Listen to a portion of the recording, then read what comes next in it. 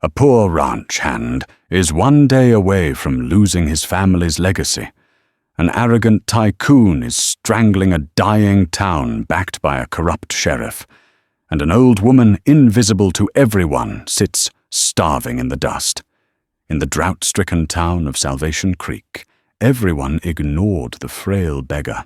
Everyone except the one man who had nothing left to give. He offered her his last bit of food, an act of kindness that would cost him his ranch.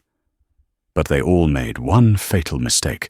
They had no idea who she was. What happens next is a reckoning that will tear the town apart and change their lives forever. The sun over Salvation Creek was not a source of life, but an executioner. It hung in a bleached white sky, relentless baking the wide main street into a cracked pale brown griddle. Dust fine as flour coated everything. It settled on the sweat-slicked flanks of tired horses, veiled the windows of the boarded-up assay office, and clung to the patched shoulders of Wyatt Coleman's shirt. Salvation Creek was a town holding its breath, waiting for either a rainstorm or the railroad. Whichever came last wouldn't matter.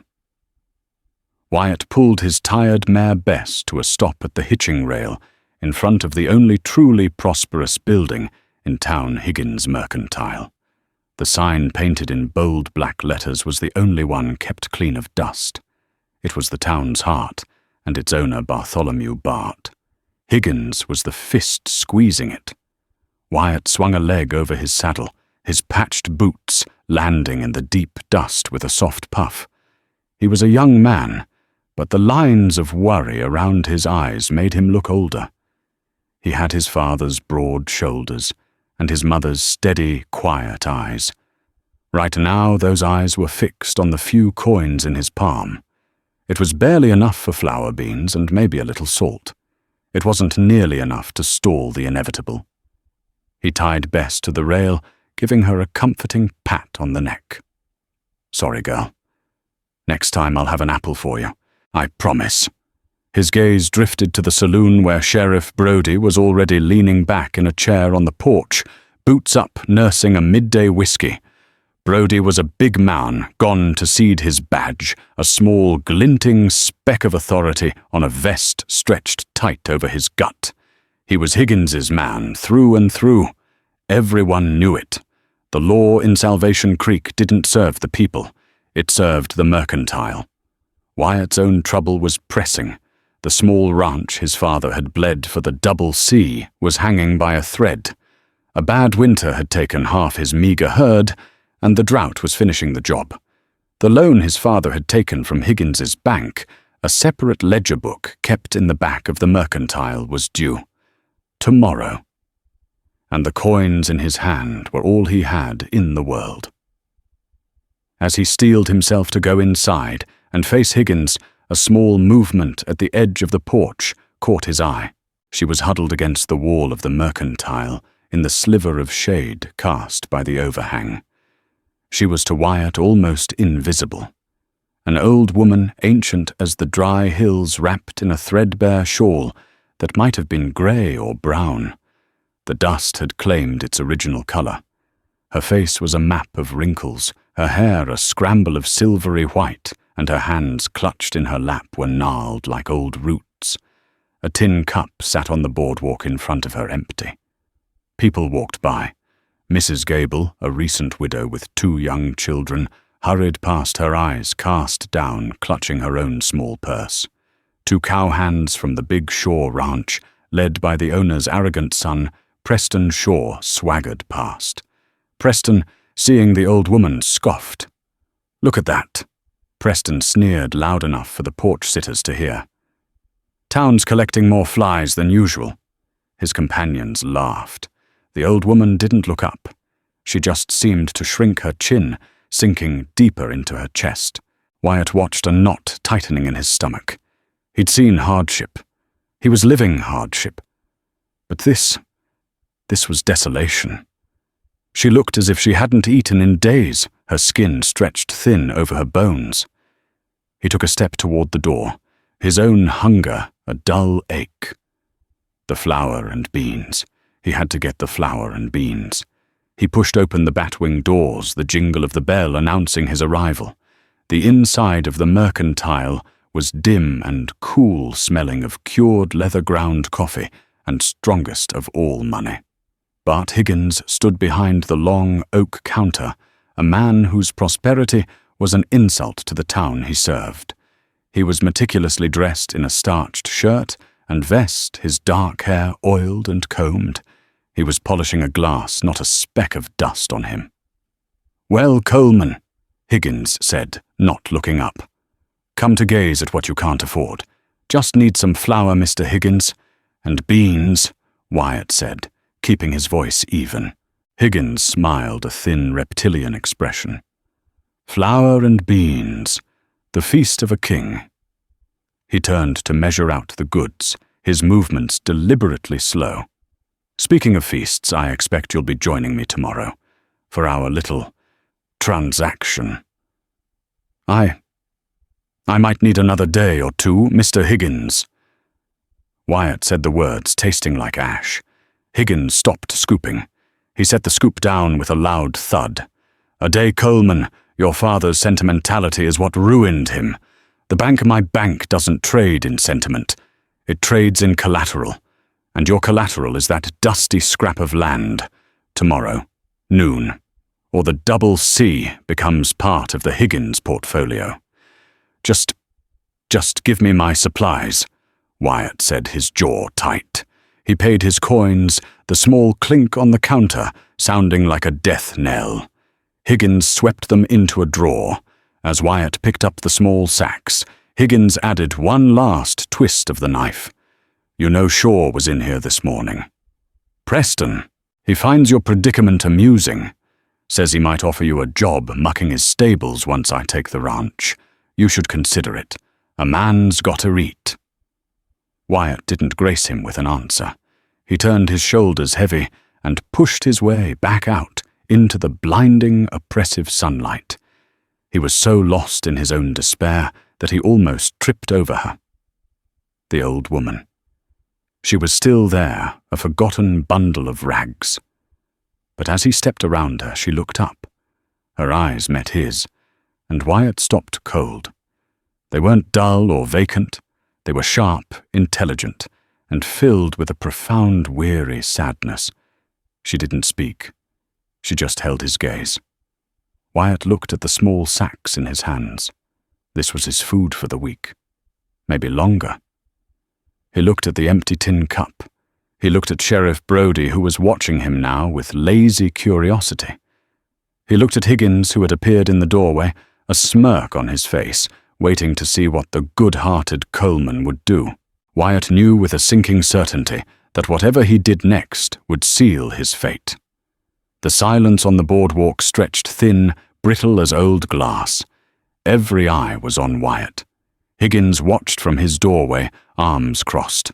Sheriff Brody shifted in his chair, the wood groaning in protest. Even Preston Shaw and his men, who had been about to enter the saloon, paused to watch the little drama unfold. The old woman's eyes never left Wyatt's. She didn't beg. She didn't hold out her hand. She just watched him, her gaze piercing. Wyatt looked down at the sack of flour and the smaller sack of beans. It was so little yet, it was everything. It was the space between now and starvation. His mind screamed at him to walk away, to go home, bar his door, and figure out how to fight Higgins. But his father's voice echoed in his memory, a refrain from a childhood that seemed a lifetime ago. "A man ain't measured by what he has, Wyatt. He's measured by what he does when others have nothing." He let out a slow breath, the dust stinging his nostrils. He couldn't. He just couldn't walk by. He took a step back and crouched down, bringing himself level with the old woman. Her proximity revealed the tremor in her hands, the deep, parched cracks in her lips. "Mom," he said, his voice quiet. "You look like you could use this more than me."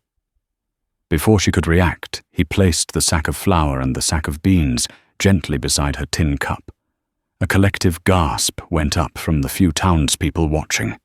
Higgins's smirk vanished, replaced by a look of disbelief that quickly hardened into anger. "Coleman, have you lost your mind?" Higgins barked, stepping onto the boardwalk.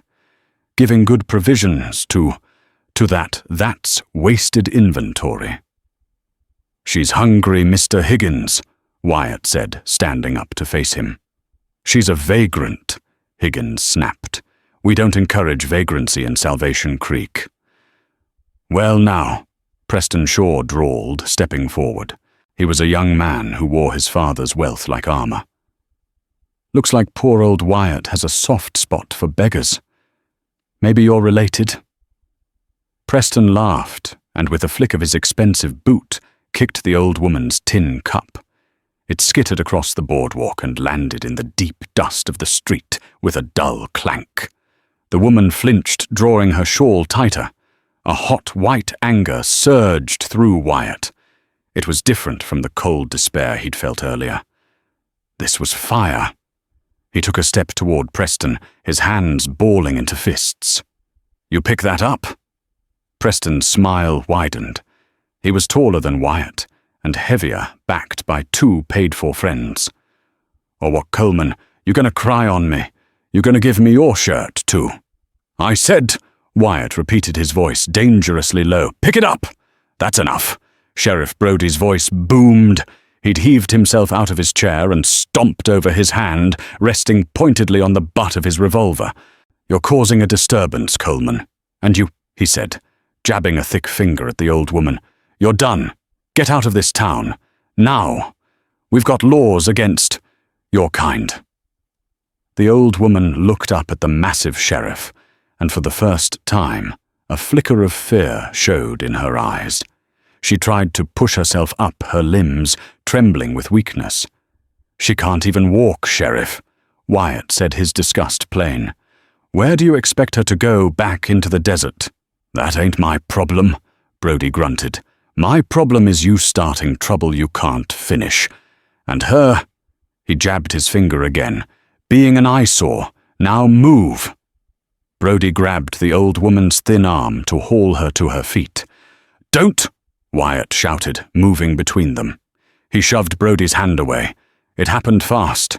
Brody, incensed at being challenged, shoved Wyatt hard. "That's assaulting an officer!" Wyatt stumbled back, catching his balance. Preston Shaw, seeing his chance, sucker punched Wyatt in the gut.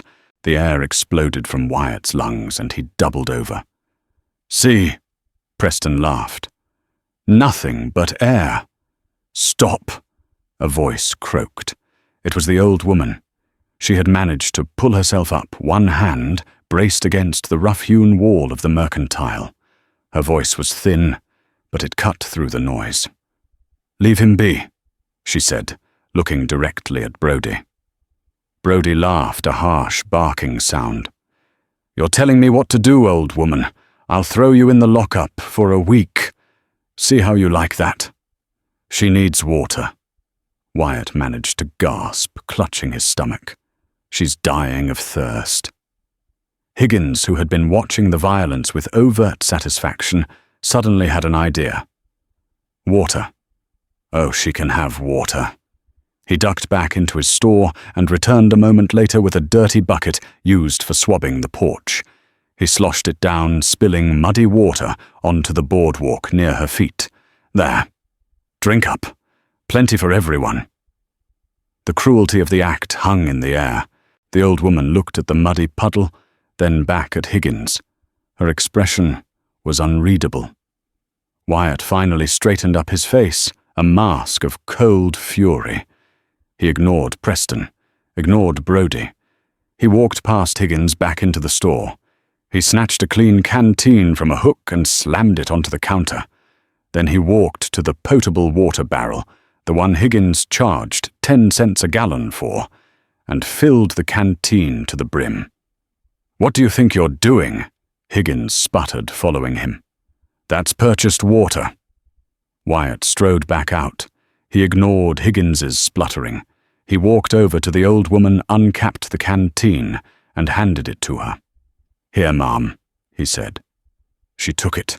Her gnarled fingers closed around the tin. She looked at him, then at the supplies, then at the angry faces of Higgins, Brodie, and Shaw. She lifted the canteen and drank slow, long, deliberate swallows. The water ran in small rivulets down her chin, but she didn't seem to care. When she was done, she capped it. "Thank you," she whispered. Her voice was still weak, but the fire was back in her eyes. "You have no idea what you've done." "I know exactly what he's done," Higgins shrieked, his face purple. "He's stolen from me. That's a 10-cent canteen and 5 cents worth of water, and he gave away provisions he hadn't even cleared the store with. He's a thief as well as a fool." "That's right," Brodie said, drawing his pistol. He didn't point it, but held it in his hand, a heavy, dark promise. "Theft, vagrancy, assaulting an officer. I can take you both in, Coleman, or you can just get on your horse and ride. Don't come back. Your ranch is forfeit as of now." Higgins smiled. This was even better than he'd planned. "An excellent idea, Sheriff. Defaulting on a loan and theft. The judge will love that. Get out of my town, Coleman. Go on, get—" Wyatt stood frozen. He had just traded his home, his father's legacy, his entire future, for a sack of flour, a handful of beans, and a canteen of water. He had lost. He looked at the old woman. She was watching him, her expression calm. He turned defeated and walked toward his horse. He had failed. He had nothing. "Young man," the old woman called out. Her voice was stronger now. Wyatt paused, his hand on Bess's neck. "What is your name?" she asked. "It's Coleman." Brodie spat. "Wyatt Coleman. And he's leaving." "Wyatt Coleman," the old woman repeated, as if committing it to memory. "You stay right where you are." She turned her gaze from Wyatt and fixed it on Bart Higgins. The frailty, the weakness, the confusion. It all evaporated. She stood straighter, and though she was still a small, ragged figure, she suddenly possessed an authority that made the air crackle. "Bartholomew Higgins," she said, her voice clear and cold as a mountain spring. "You are a thief. And you," she said, pointing a trembling but steady finger at Sheriff Brodie, "are a coward. You have all just made a terrible, terrible mistake."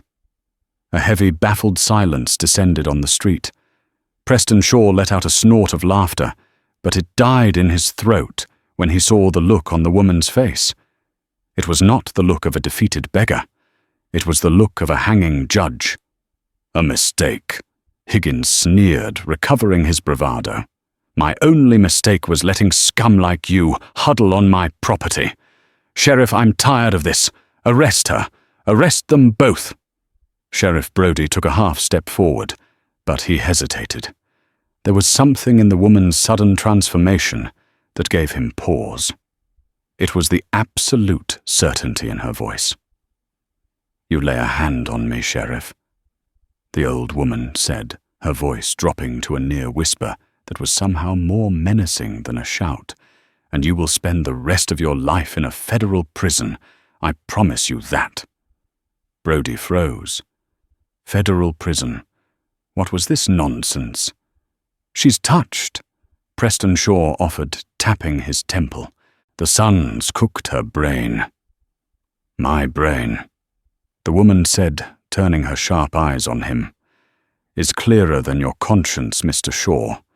Tell me, how is your father, Lawrence Shaw? Did he enjoy the dinner we shared in Denver last spring? We discussed the new railroad survey. The one you and he and Mr. Higgins seem to believe is your private secret." The color drained from Preston's face. He stumbled back a step. "What? How do you—" Higgins's eyes widened in genuine panic. The railroad survey was their ace. It was the reason they were snatching up land. It showed a new line spur coming right through Salvation Creek with a depot planned on the flatlands. Flatlands that included Wyatt Coleman's small, seemingly worthless ranch, the one that also crucially controlled the aquifer rights for the whole valley. "Who are you?" Higgins demanded, his voice now a strained rasp. The old woman ignored him. She looked at Wyatt, who was watching this entire exchange with stunned disbelief. "Mr. Coleman," she said, her tone softening fractionally, "you asked for a day. I believe I can get you one." She then turned her focus back to the center of the street, a general addressing her troops. "My name," she projected her voice, gaining a rich, resonant timbre that belied her appearance, "is Agnes Goodnight." The name hung in the air, meaningless to most, but to Bart Higgins it was a guillotine. He visibly recoiled as if struck. "Goodnight, no. That's not possible. The owner is a Goodnight. But he's in Denver. He, Agnes said, died 12 years ago. He was my husband, Mr. Higgins, and he left his entire estate to me, an estate which includes the Salvation Creek land and cattle company." She let that sink in. The townspeople who had gathered were murmuring, confused. Agnes clarified her voice, ringing with cold power. "An estate that includes the charter for this town. It includes the deed to the land this mercantile is built on. It includes the controlling interest in the bank that holds your business loans, Mr. Higgins, and it includes the water rights to the entire valley." She took a step forward, and Higgins took an instinctive step back. "I have been in Denver, yes," Agnes continued. "I have been running a company that spans 3 territories, but I kept hearing rumors, whispers of a cancer in Salvation Creek. A man who was poisoning my husband's legacy, using our bank and our name to bleed good people dry. I received letters from desperate people, like Mrs. Gable," she said, nodding to the widow in the crowd who gasped. "Letters detailing extortionate prices, predatory loans, and a corrupt lawman who enforced them." Higgins was sweating now, the beads of moisture visible on his pale forehead. This is a preposterous... a lie. You have no proof you're a crazy old woman." "Am I?" Agnes smiled, a thin, cold expression.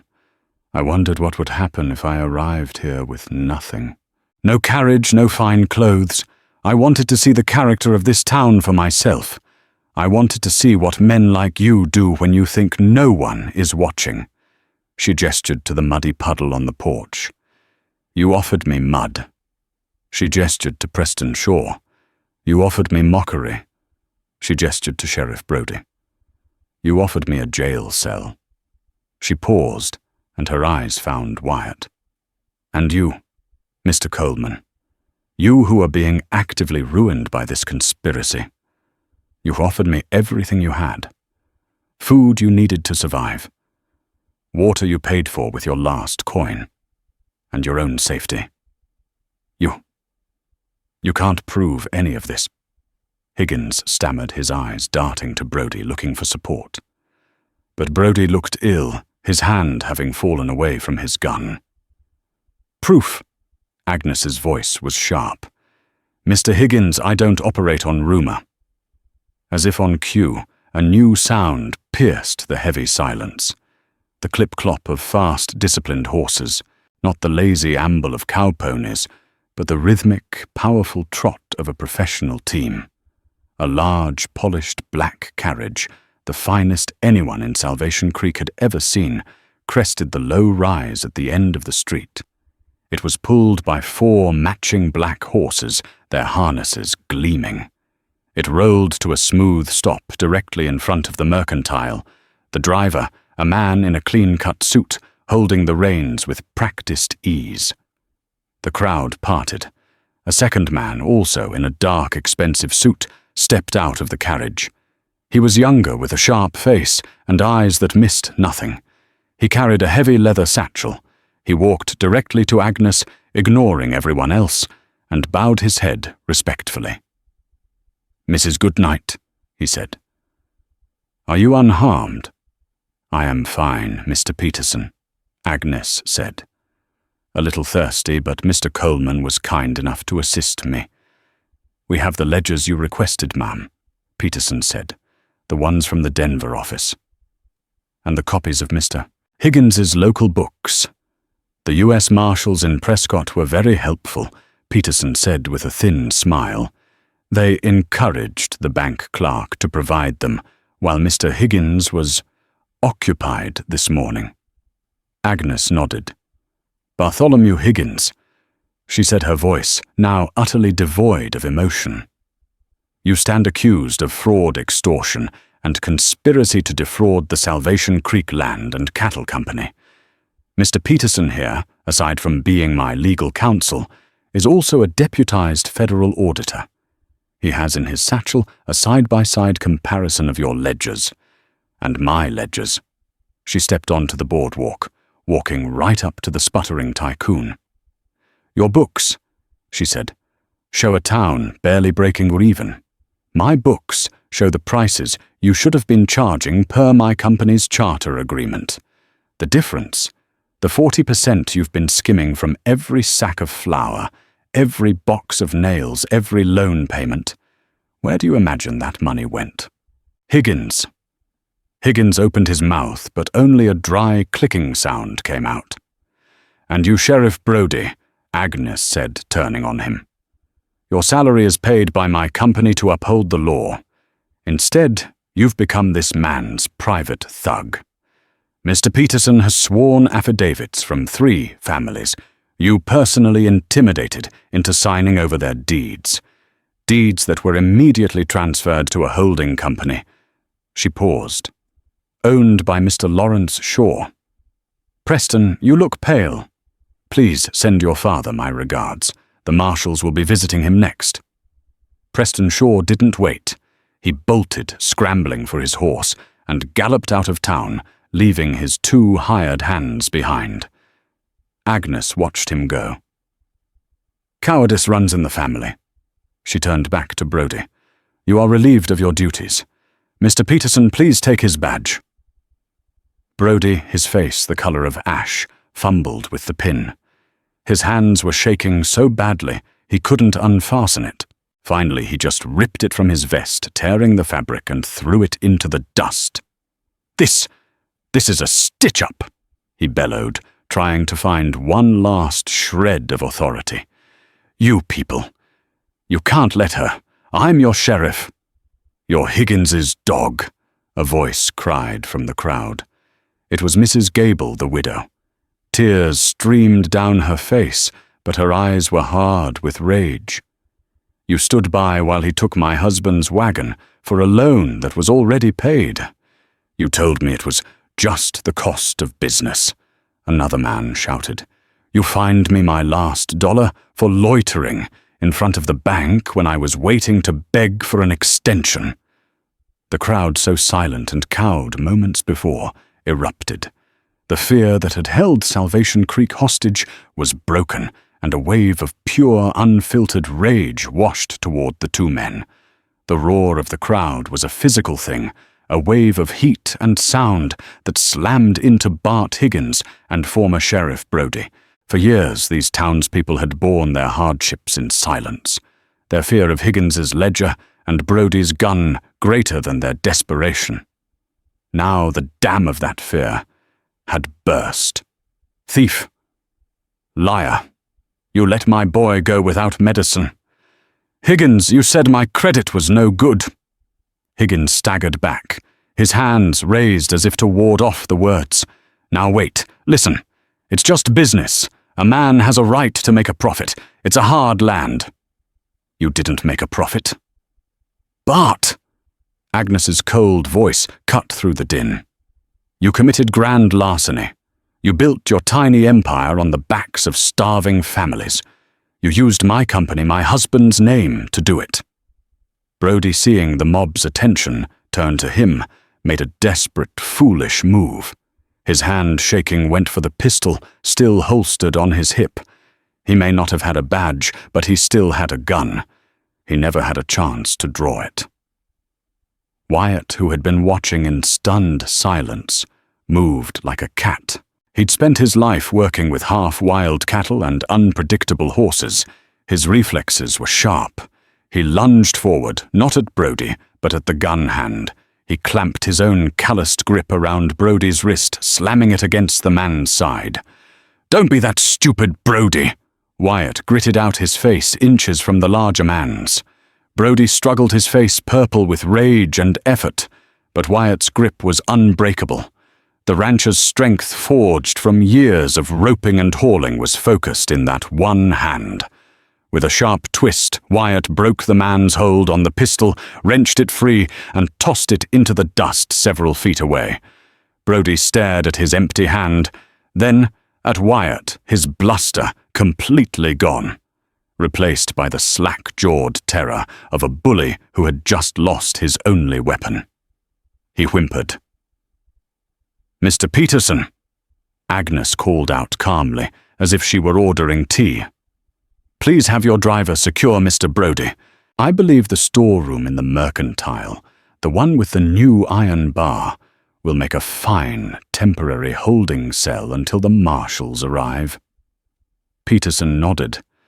The driver, a surprisingly large man, hopped down from the carriage. He picked up Brody's discarded pistol, tucked it into his own belt, and then grabbed the former sheriff by the arm.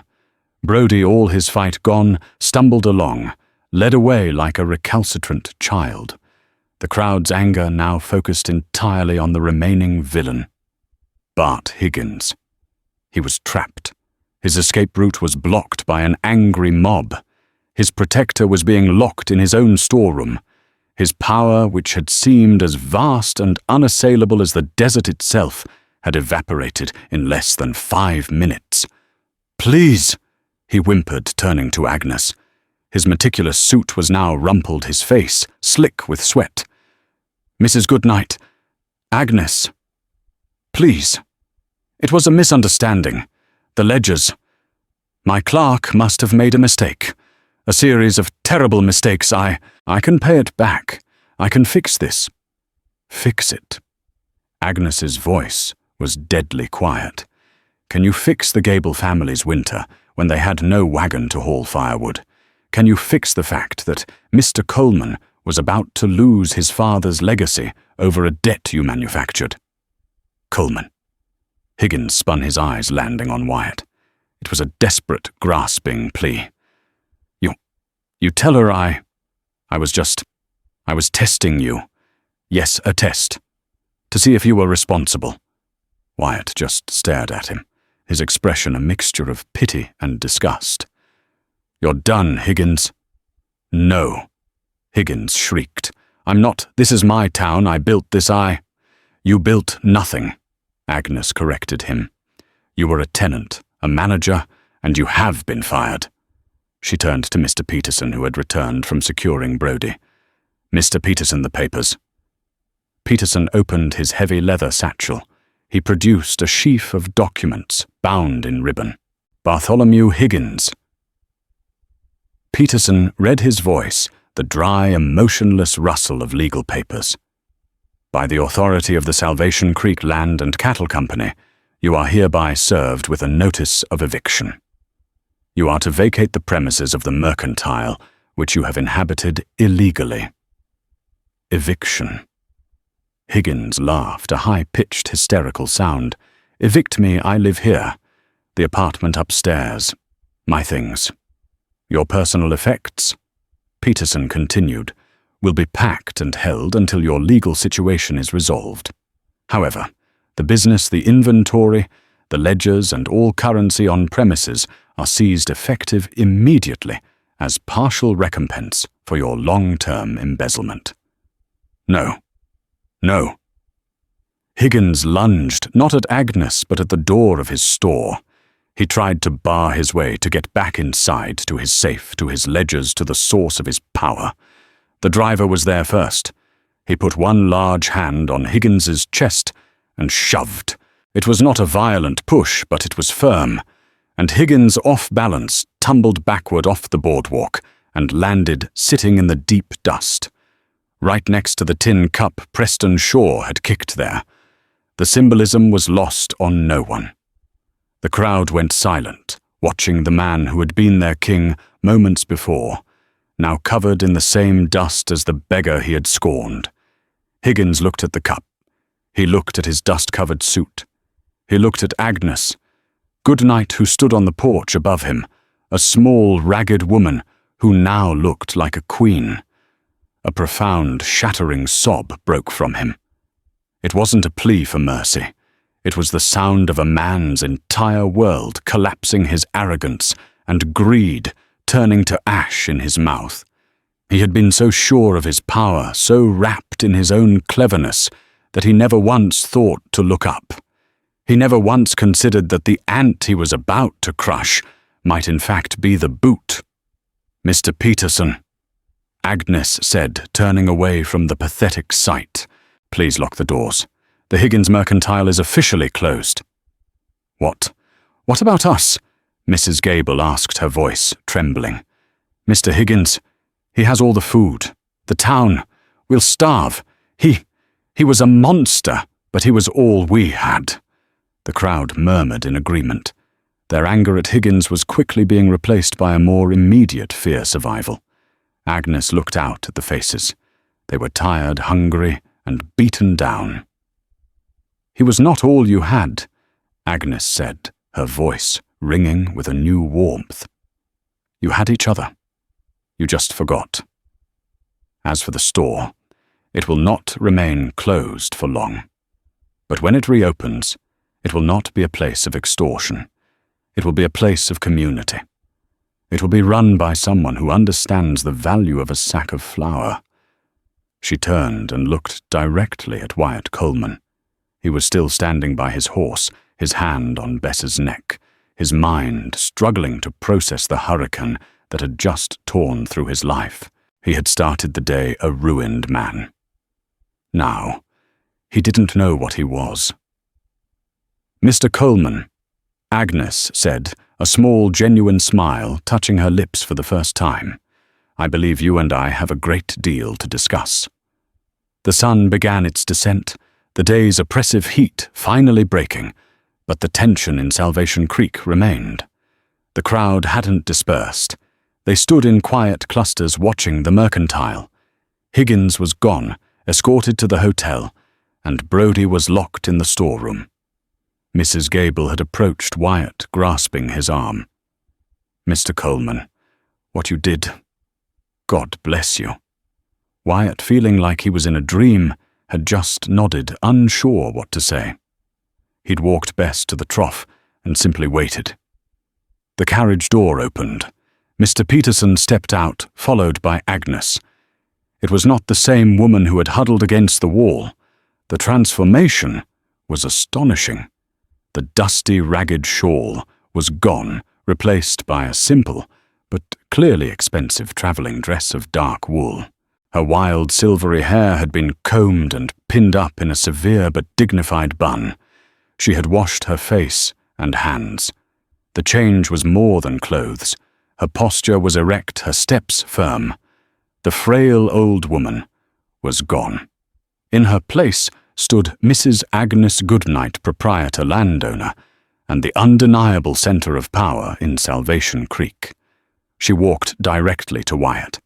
"Mr. Coleman, I apologize for the delay. We had to review the audits." "Ma'am," Wyatt said, finally finding his voice. I still don't understand. You own all this." "I do," Agnes said simply. "My late husband Charles believed in this land. He bought the charter and the water rights when this was nothing but a dry creek bed. He put his trust in men like Bart Higgins to manage his holdings. It seems his trust was misplaced." She looked at the beaten-down town. He would be ashamed of what this place became under his name.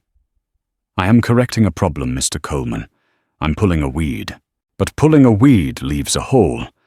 I need someone to plant something better in its place." She held his gaze. "I've been watching you for 2 days."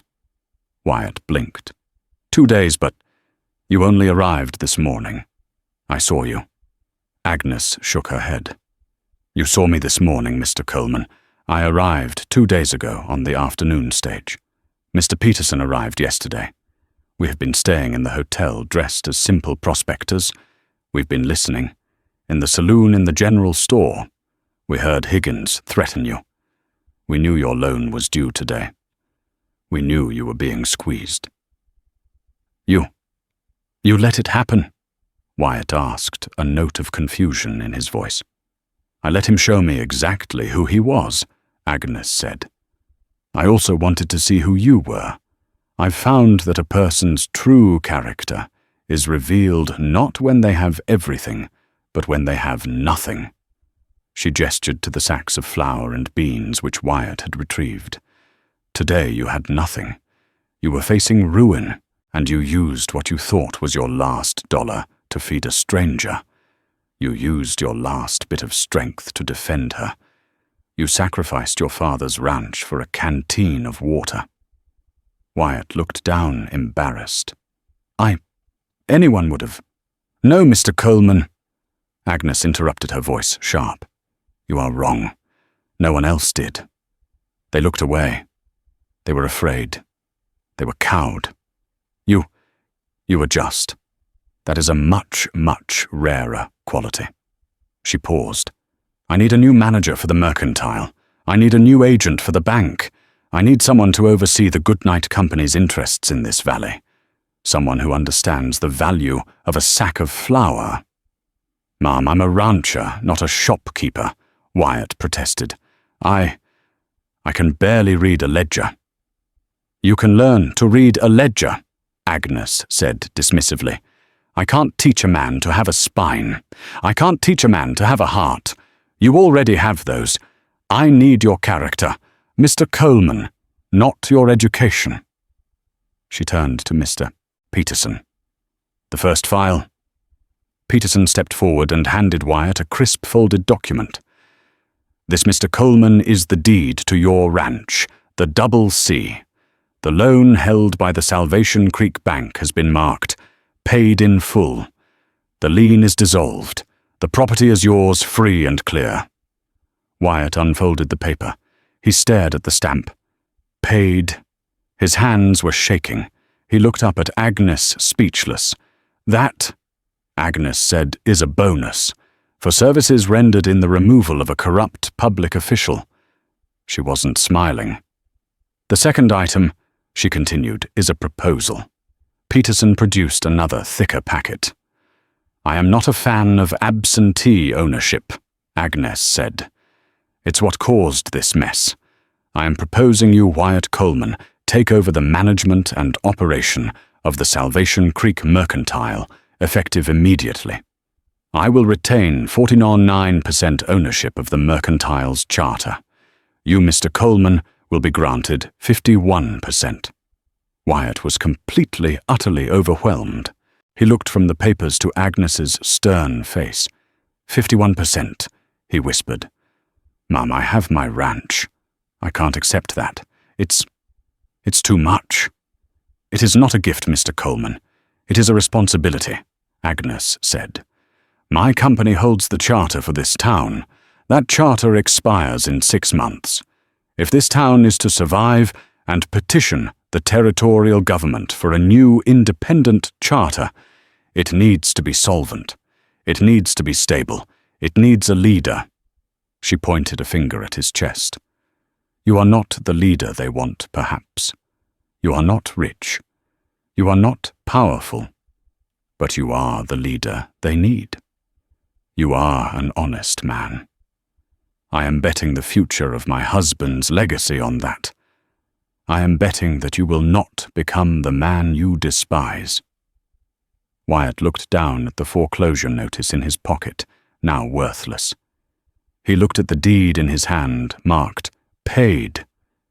He looked at the mercantile, the building that had been his personal hell, which was now his.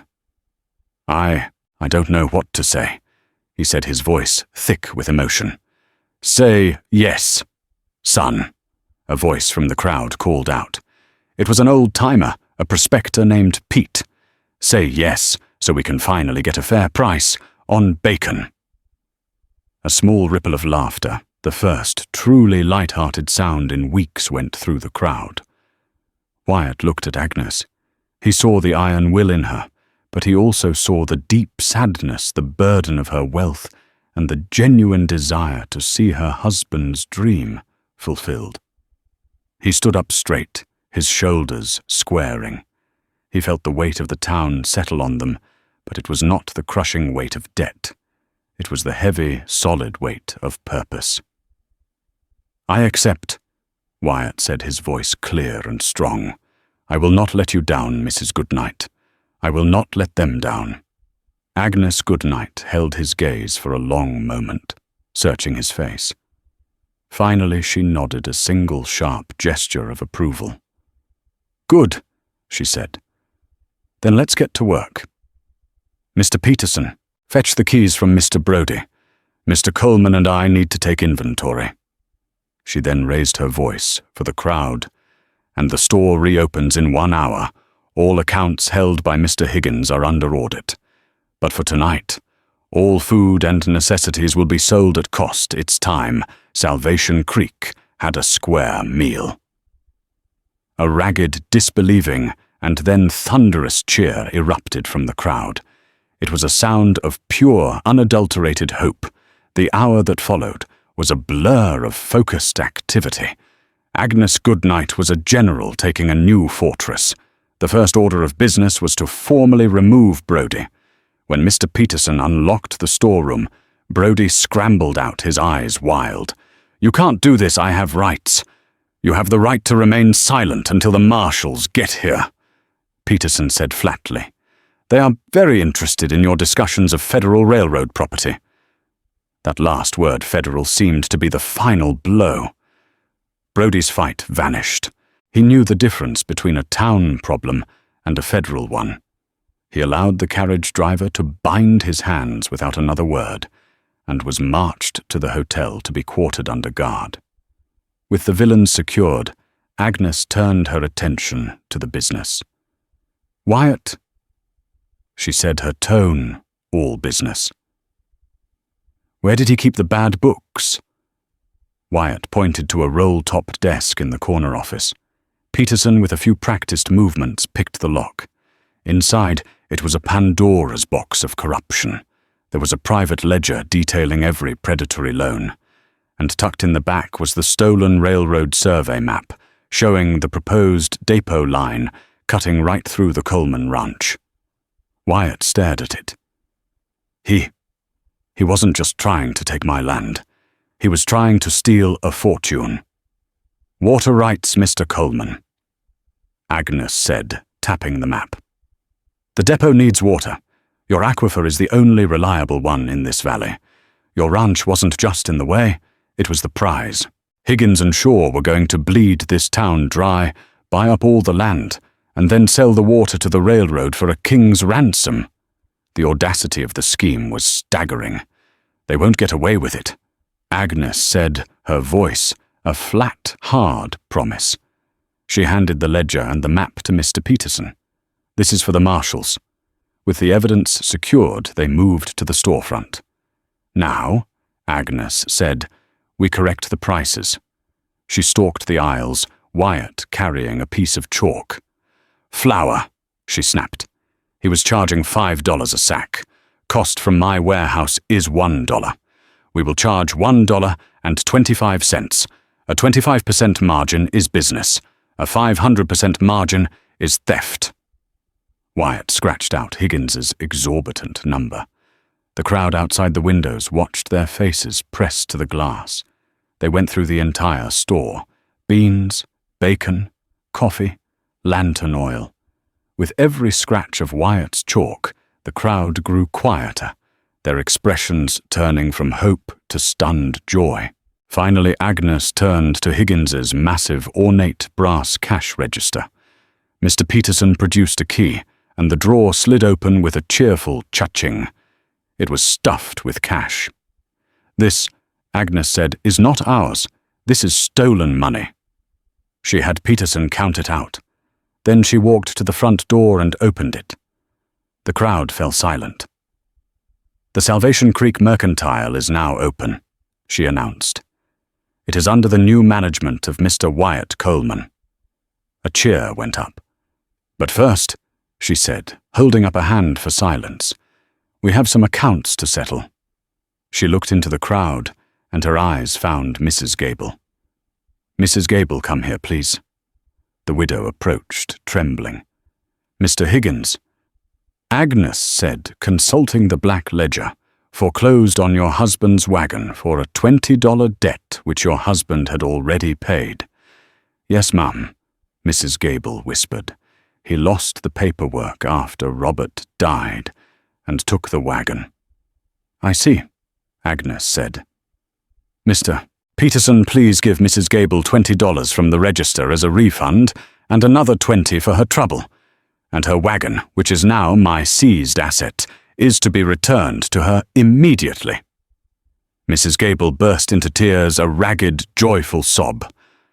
Agnes was not done. "I see here," she said, scanning the ledger, "a public disturbance, fine paid by Mr. Pete Hastings." The old prospector stepped forward. "That's me, ma'am." "You were fined $50 for spitting on the boardwalk. Higgins said I was disrespecting his property," Pete grumbled. $50. Agnes said, "Seems excessive." She handed him his money back. One by one, for the next 20 minutes, Agnes went through the ledger. Every fine, every fee, every interest payment that looked suspicious was refunded in cash from Higgins's own register. "This," Agnes announced to the crowd, "is not a gift. This is a rebate. It is your money. What you do with it is your business. But she added with a glance at the new prices, "suggest you buy some supper." It was the breaking of a spell. The crowd suddenly flush with returned cash and facing prices they hadn't seen in years surged forward. It was not a riot, it was a celebration. Wyatt, stunned, found himself behind the counter. He fumbled with the scales, struggled to make change, but Agnes stood beside him, guiding him, and the people were joyful. For the first time since his father had died, Wyatt Coleman felt like he was part of a community. He looked up near the end of the rush. Agnes Goodnight was standing by the door watching him. She was not smiling, but her eyes, those sharp, intelligent eyes, they were. "You're a natural, Mr. Coleman," she said quietly. "I'm just bagging flour, ma'am," Wyatt said, wiping sweat from his forehead. "You're restoring faith," she replied. "It's much harder work." The sun had long since vanished, leaving a deep, starry indigo sky. The lights from the mercantile, now burning, brightly spilled out onto the main street, a beacon in the darkness. Inside the store was quiet. The last customer had left their arms full. Wyatt leaned against the counter, surveying the room. It no longer felt like a trap. It felt hopeful. Agnes was at Higgins's old desk, signing the last papers from Mr. Peterson. "The marshals will be on the 8:00 a.m. stage," Peterson reported. "They will take custody of Higgins and Brody along with the evidence. A wire has been sent to Prescott to detain Mr. Lawrence Shaw. His assets, along with Higgins's, will be frozen pending a federal trial." "Excellent," Agnes said, not looking up. "That concludes our legal business. You and your driver may take the carriage. I will remain."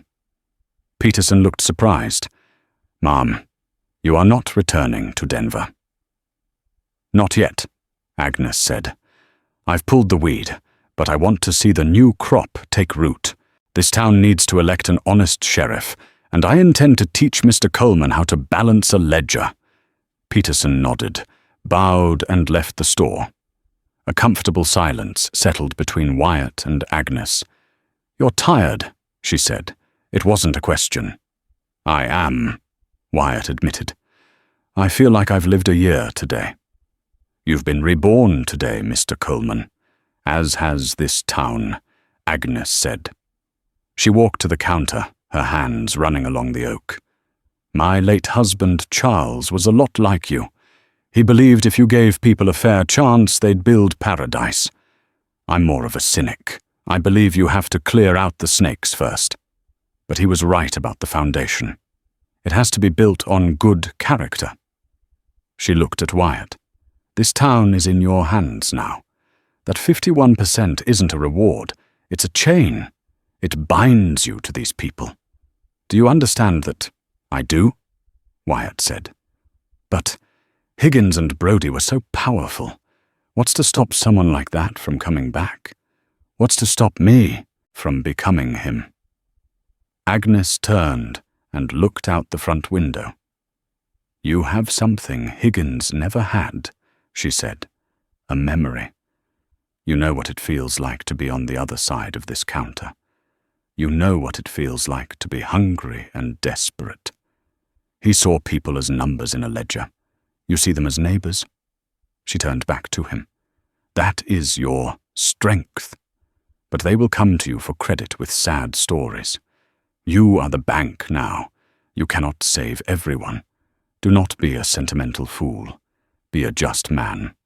You were just today.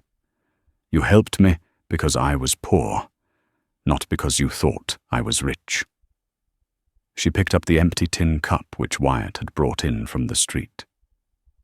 Never forget this, she said, placing it on the counter beside the shiny register. This is the true measure, not the register. This. Agnes walked to the door. Good night, Mr. Coleman. 8:00 a.m. sharp. We have orders to place. Mrs. Goodnight. Wyatt called out, just as she was about to leave. She paused. Why me? You could have hired a professional banker from Denver. Agnes looked back, her face softened by the lamplight. The world is full of trained bankers, Mr. Coleman. They are clever, they are efficient, and they are the ones who built this mess. She smiled a rare, small smile. I didn't need clever. I needed good. She was gone. Wyatt stood alone in his store. He locked the door, the click of the bolt sounding solid and final. He looked at the counter, the massive gleaming register, and the small dented tin cup beside it. He picked up the cup and placed it on a high shelf behind the counter, where he would see it every single day. A reminder. He blew out the lamps, leaving one burning in the window, and headed upstairs.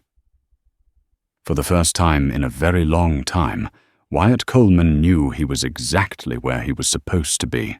And so the reign of Bart Higgins was ended, not by a gunslinger or a cavalry charge, but by a simple act of kindness from a man who had nothing. Wyatt Coleman learned that day that true power isn't about what you own or who you control. It's about your character when no one is watching. Agnes Goodnight didn't just save a ranch. She saved a town by finding the one man who remembered that community isn't a business, it's a lifeline. This story is a powerful reminder that you never know who you are talking to. The person who seems the most invisible might just own the entire town. But more than that, it shows that one person's integrity, even when it costs them everything, can be the spark that brings light back to the world. Did you find this story powerful? Do you believe in this kind of karma? Let us know in the comments below. We read every single one. And if you want more dramatic stories that remind us of the power of kindness and the high price of greed, please, like this video, share it with someone who needs to hear it, and be sure to subscribe to our channel and hit the notification bell. You won't want to miss what's coming next.